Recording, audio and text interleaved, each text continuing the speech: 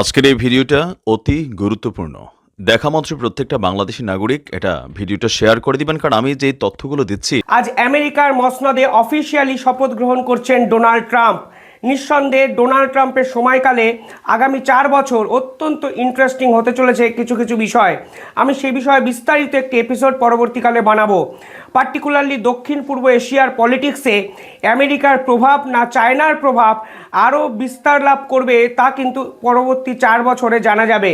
পাশাপাশি ডোনাল্ড ট্রাম্পের মন্ত্রিসভায় যেদিন উনি শপথ গ্রহণ করছেন ঠিক কিছুদিন আগে, অর্থাৎ 1 সপ্তাহ আগে এমন কিছু নাম ঘোষণা করে দেওয়া হয়েছে, পরিষ্কারভাবে বোঝা যাচ্ছে দক্ষিণ পূর্ব এশিয়ায় ভারতের যে প্রভাব তা কিন্তু বিস্তার লাভ করতে পারে।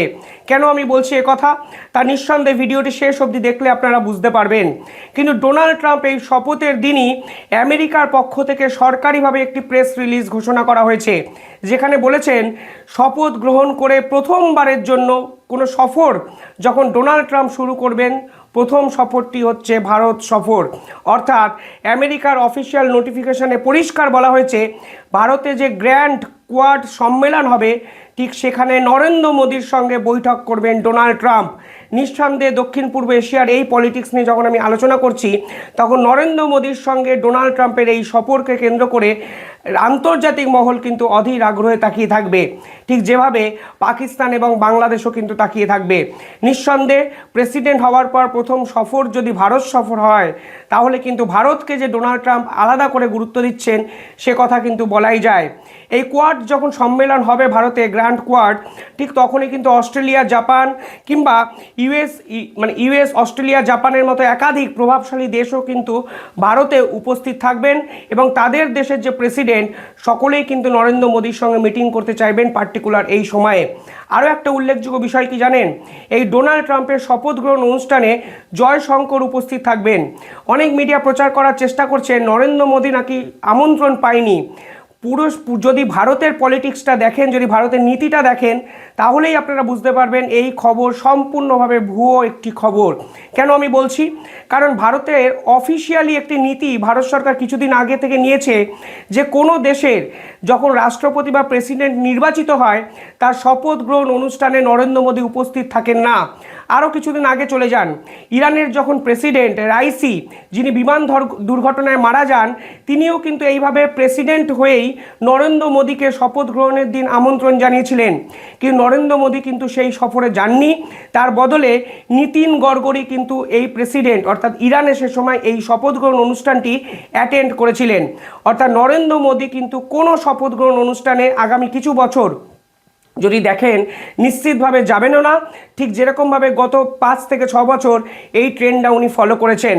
আর যেহেতু কোয়াড সম্মেলন আমেরিকায় হচ্ছে এবং ভারত যেহেতু ইনভাইট হয়েছেন, তো জয়শঙ্করকে নরেন্দ্র মোদীর প্রতিনিধি হিসাবে পাঠানোর সিদ্ধান্ত নিয়েছে ভারত সরকার, যা অফিসিয়ালি টুইট করে ভারতের পক্ষ থেকে কিন্তু জানানো হয়েছে। আর এই পুরো বিষয়টাই বাংলাদেশের কিছু মিডিয়া প্রচার করছে নরেন্দ্র মোদী নাকি আমন্ত্রণই পাননি। আরে নরেন্দ্র মোদী যদি আমন্ত্রণ না পান তাহলে জয়শঙ্কর কীভাবে শপথ অনুষ্ঠানে থাকবেন? মোহাম্মদ ইউনুসকে তো এরা ভার্চুয়ালি রেখেছেন, অর্থাৎ ভার্চুয়ালি রাখার অর্থ হলো গুরুত্বই দেয় না। যেরকম একাধিক দেশের প্রেসিডেন্টরা উপস্থিত থাকবেন ভার্চুয়ালি, ঠিক সেরকম মোহাম্মদ ইউনুস কোথাও গিয়ে একটা ফোনের স্ক্রিনে ছোট্ট মতো একটা জায়গায় বসে থাকবেন। আর এরপরে যদি ডোনাল্ড ট্রাম্প মোহাম্মদ ইউনুসকে উল্লেখ করে কিছু বলেন তাহলে মোহাম্মদ ইউনুসের তো ওইখানেই সমস্ত কিছু শেষ। কেন আমি বলছি, কারণ এই ডোনাল্ড ট্রাম্পের নীতিটাই হলো রাইট উইং পলিটিক্সকে ফলো করা। আপনারা যদি দেখেন হাঙ্গারির প্রেসিডেন্ট শপথ গ্রহণ অনুষ্ঠানে থাকবেন, জার্মানির রাইট উইং নেতারা এই শপথ গ্রহণ অনুষ্ঠানে থাকবেন এবং ইউকের একাধিক রাইট উইং পলিটিশিয়ানরা এই শপথ গ্রহণ অনুষ্ঠানে থাকবে। কার্যত ইলন মাস্ক একাধিক নেতাদেরকে চুজ করেছেন। ইলন মাস্ক এবং ডোনাল্ড ট্রাম্পের এই সময়কালটা তাই দক্ষিণ পূর্ব এশিয়া শুধু নয় গোটা বিশ্বের জিওপলিটিক্যাল সারফেসে অত্যন্ত ইন্টারেস্টিং হতে চলেছে বলে আমরা বুঝতে পারছি এবং তার সূচনাটা এই শপথ গ্রহণ অনুষ্ঠান থেকেই হয়তো কার্যকারী হতে শুরু করলো। আর জয়শঙ্করের সাথে কোয়াডের সম্মেলনে আমেরিকার একাধিক ডিপ্লোম্যাটদের মিটিং, নিঃসন্দেহে ভারত এবং আমেরিকার সম্পর্ক আগামী 4 বছরে আরও ইন্টারেস্টিং একটা পর্যায়ে পৌঁছাতে পারে। তবে যখন শপথ এই নিচ্ছেন ডোনাল্ড ট্রাম্প, তার আগেই তিনি আরও কিছু ঘোষণা করে দিয়েছেন এবং তার ঘোষণায় আপনারা পরিষ্কারভাবে বুঝতে পারবেন প্রো ইন্ডিয়ান সেন্টিমেন্টকে তিনি গুরুত্ব দেওয়ার চেষ্টা করছেন এবং একাধিক হিন্দু ধর্মাবলম্বী ডিপ্লোম্যাটকে কিন্তু তার নিজস্ব মন্ত্রিসভায় ক্যাবিনেটে কিন্তু স্থান দিয়েছেন। এর আগে আমরা দেখেছিলাম ডক্টর জে ভট্টাচার্য তার মন্ত্রিসভায় থাকবেন, পরবর্তীকালে বিবেক রামাস্বামী এবং কাশ্যপ প্যাটেল, এই তিনজনকে নিয়ে যখন সবথেকে বেশি চর্চা ভারত এবং উপমহাদেশে হয়েছে তখন ডোনাল্ড ট্রাম্প ঘোষণা করে দিয়েছেন ইন্ডিয়ান আমেরিকান বংশোদ্ভূত হারমিত কে ডিলানকে তিনি assistant attorney general for civil রাইটসে নিযুক্ত করলেন। অর্থাৎ আরও একটি ইন্ডিয়ান নাম, ভারতীয় একটি নাম, হারমিত কে ডিলান, যার কে মানে হলো কৌর, অর্থাৎ পাঞ্জাবি বংশোদ্ভূত একজন নাগরিক যিনি কিনা আমেরিকার ডোনাল্ড ট্রাম্পের ক্যাবিনেটে অত্যন্ত গুরুত্বপূর্ণ একটা পজিশন সামলাবেন। আর যখন তার নাম ঘোষণা হয়েছে তখন তার একটি ভিডিও আবার ভাইরাল হয়েছে যেখানে তিনি হিন্দু শ্লোক উচ্চারণ করছেন এবং পরিষ্কারভাবে হিন্দু ধর্মের প্রচারের একাধিক কাজকর্ম করছেন। মোহাম্মদ ইউনুস এবং পাকিস্তানে বসে যারা ভারতকে অশান্ত করার চেষ্টা করছেন তারা কি ডোনাল্ড ট্রাম্পের এই বার্তা সত্যিই বুঝতে পারছেন? নিঃসন্দেহে প্রশ্নচিহ্ন থাকলো। তবে তার আগে একটা ছোট্ট ক্লিপিংস দেখুন যেখানে হারমিত কে ডিলান পরিষ্কারভাবে প্রো ইন্ডিয়ান সেন্টিমেন্টে বিশ্বাস করেন, হিন্দু ধর্মাবলম্বী, যিনি কিনা ডোনাল্ড ট্রাম্পের গুরুত্বপূর্ণ একটি মন্ত্রিসভা সামলাবেন। তিনি কি মন্ত্র উচ্চারণ করছেন বা কি রিসাইট করছেন আপনারা একবার শুনুন।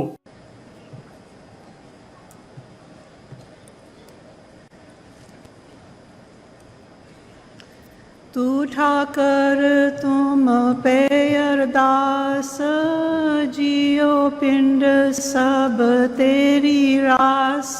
तुम मात पिता हम बारक तेरे, तुमरी कृपा में सुख कनेरे। कोई न जाने तुमरा अंत, ऊंचे ते ऊंचा भगवंत। सगल समगरी तुमरे सूत्रधारी, तुम ते होए सो आज्ञाकारी। तुमरी गत मित तुम ही जानी, नानक दास सदा कुर्बानी। শুধু তাই নয়, সবথেকে বড় ঝটকাটা কিভাবে ডোনাল্ড ট্রাম্প দিয়েছে জানেন? ডোনাল্ড ট্রাম্প মার্কো রুবিরিওকে আমেরিকা স্টেট অ্যাফেয়ার্সের গুরুত্বপূর্ণ দায়িত্ব দিয়ে দিয়েছেন। কে এই মার্কো রুবিরিও? এই মার্কো রুবিরিও যখন এই দায়িত্ব নেন তখন তার একাধিক ভিডিও, একাধিক স্টেটমেন্ট কিন্তু ভাইরাল হয়েছে। তিনি পরিষ্কারভাবে প্রো ইন্ডিয়ান সেন্টিমেন্টে বিশ্বাস করেন, ইন্ডিয়ানদের গুরুত্ব দিতে বলেছেন এবং তার এক বছর আগে একটি কথা আজ ফের একবার মিডিয়ায় প্রসার হচ্ছে। কি বলেছিলেন? 25শে জুলাই 2024 সালে তিনি পরিষ্কারভাবে বলেছিলেন ইসরায়েল, কোরিয়া, জাপান এই তিনটে দেশকে আমেরিকা যেমন ন্যাটোর সদস্য হিসাবে গুরুত্ব দেয় ঠিক একই রকম গুরুত্ব ভারতকেও দেওয়া উচিত। পরিষ্কারভাবে বলেছেন ভারতকে তার আঞ্চলিক অখণ্ডতার প্রতি ক্রমবর্ধমান হুমকির প্রতিক্রিয়ায় সমর্থন করে আমেরিকা। অর্থাৎ যেভাবে পাকিস্তান ভারতকে অশান্ত করতে চলেছে এবং সেই পাকিস্তানকে যখন ভারতবর্ষ ক্রমাগত হুমকি হুঁশিয়ারি দিচ্ছে সেই ইনিশিয়েটিভটাকে আমেরিকা সমর্থন ভবিষ্যতে করবে, তখন কিন্তু তিনি ডোনাল্ড ট্রাম্পের মিনিস্ট্রি অফ স্টেটের গুরুত্বপূর্ণ সদস্য বা হেড ছিলেন না। তখন কিন্তু তিনি প্রো ইন্ডিয়ান সেন্টিমেন্ট এই রকমভাবে আন্তর্জাতিক স্তরে আমেরিকার মসনদে এস্টাবলিশ করেছে এবং পরিষ্কারভাবে বলেছে এরপরে পাকিস্তানকে আর কোনোভাবে আমেরিকা সহায়তা করবে না যদি এইভাবে তারা ভারতের অখণ্ডতাকে খণ্ডিত করার চেষ্টা করে। একদম অফিসিয়াল স্টেটমেন্ট, আপনারা এফপির বিভিন্ন ওয়েবসাইটে এটা কিন্তু পেয়ে যাবেন। এই বক্তৃতাটা উনি দিয়েছিলেন রিপাবলিক ন্যাশনাল কনভেনশনের একটি সময়, ডেট 16ই জুলাই 2024। আপনারা আমার কথা বিশ্বাস না হলে গুগলে যান, 16ই জুলাই 2024 সার্চ করুন, মার্কো রুবিরিও স্পিচ দেখুন, দেখবেন কিভাবে পাকিস্তানকে তিনি সে সময় ভারত বিরোধিতার জন্য কার্যত ধুয়ে দিয়েছিলেন এবং সেই ব্যক্তিকে ডোনাল্ড ট্রাম্প বেছে নিলেন যিনি পরিষ্কারভাবে প্রো ইন্ডিয়ান একটি সেন্টিমেন্টে বিশ্বাস করেন। শুধু পাকিস্তান নয়, এই বাংলাদেশ সবথেকে বেশি সম্পর্ক বৃদ্ধি করার চেষ্টা করেছে চীনের সঙ্গে। সেই চীনকে তিনি কি বলেছিলেন জানেন? সেই সময় সেই কনভেনশনে দাঁড়িয়ে তিনি বলেছিলেন কমিউনিস্ট চীন ইন্দো স্পেসিফিক অঞ্চলে আক্রমণাত্মকভাবে তার ডোমেইন প্রসারিত করে চলেছে, যদিও এটি আমাদের আঞ্চলিক অংশীদারিত্বের সার্বভৌমত্ব ও স্থায়িত্ব শাসনকে বাধাগ্রস্ত করতে চায়। এই দূষিত কৌশল মোকাবিলায় আমেরিকা ভারতকে সহায়তা করবে এবং ভারত এই অঞ্চলের অন্যান্য দেশগুলোর সঙ্গে কখনোই একই নয়, মানে কখনোই তারা একভাবে ভারতকে ট্রিট করবে না এবং ভারতের পাশে আমেরিকা আছে। তখন মিস্টার রুবিরিও ছিলেন প্রতিরক্ষা সহযোগিতা আইন উত্থাপন করার পক্ষে সওয়াল করেছিলেন, অর্থাৎ যদি কোনো রকমভাবে ভারত এই অঞ্চলে চীনের আগ্রাসনে পড়ে তখন কিন্তু ভারতকে 100% ডোমেইনে সাহায্য করবে আমেরিকা যুক্তরাষ্ট্র। এই কথাটি উনি বলেছিলেন 14ই জুলাই এবং 16ই জুলাইয়ের মধ্যবর্তী সময় 2024 সালে সেই ব্যক্তিকে তিনি আমেরিকা স্টেটের দায়িত্ব দিয়ে দিলেন। এবার ডোনাল্ড ট্রাম্পের কার্যকরী নীতি কমপ্লিটলি এক্সপোজড হয়ে গেছে। তিনি প্রো ইন্ডিয়ান সেন্টিমেন্টে বিশ্বাস করেন এবং দক্ষিণ পূর্ব এশিয়ায় পাকিস্তান এবং চায়নার দৌরাত্ম্য থামাতে 100% ভারতের উপর বাজি ধরলেন ডোনাল্ড ট্রাম্প। অন্তত তার যে পারিষদ লিস্ট সেটা দেখে কিন্তু বোঝা যাচ্ছে, অর্থাৎ জে ভট্টাচার্য, বিবেক রামাস্বামী, কাশ্যপ প্যাটেল, এর পাশাপাশি আরও দুজন হারমিত কে ডিলান এবং মার্কো রুবিরিও, এই রকম একটি ক্যাবিনেট তিনি গঠন করে সরাসরি ভারতের সঙ্গে সম্পর্ক বৃদ্ধি করতে চাইবেন। দক্ষিণ পূর্ব এশিয়ার পলিটিক্সে ভারত এবং আমেরিকাকে আগামী 4 বছর আরও শক্তিশালী দুটো রাষ্ট্র এবং প্রভাবশালী একটি দেশে রূপ পরিণত করতে চাইবেন। আর এই সব দেখেই মোহাম্মদ ইউনূস হয়তো কিছুদিন আগে বলে দিয়েছিলেন ডোনাল্ড ট্রাম্প ক্ষমতায় আসাতে নিঃসন্দেহে বিপাকে পড়বে বাংলাদেশ। অর্থাৎ অত্যন্ত সজ্জন ব্যক্তি, বিচক্ষণ ব্যক্তি, শুধুমাত্র সমন্বয়ক উপদেষ্টাদের নাকপাশে পড়ে আজ তিনি নোংরা, অপদার্থ, অভদ্র একটি রাষ্ট্রনায়কে পরিণত হয়েছেন। কিন্তু তিনি আগাম বুঝতে পেরে গেছেন ডোনাল্ড ট্রাম্প ক্ষমতায় আসায় ভারতের প্রভাব বাড়বে এবং বাংলাদেশ বিপাকে পড়বে, কারণ কোনোভাবেই পাকিস্তানের সঙ্গে দৌরাত্ম্য কিছুতেই মেনে নেবে না মানে আমেরিকা এবং ভারতবর্ষ। আমি এই প্রতিবেদনে তুলসী গ্যাবটের নাম তো বললামই না, যিনি আবার ঘোষিত অ্যান্টি পাকিস্তানি, যিনি পাকিস্তানের পরমাণু বোমা টেস্টিং নিয়ে একাধিক প্রশ্নচিহ্ন তুলে দিয়েছেন। আর এই পাকিস্তানকেই মোহাম্মদ ইউনূস বারংবার অস্ত্র চুক্তির জন্য বেছে নিয়েছেন, J-17F বিমান কেনার জন্য চেষ্টা করছেন।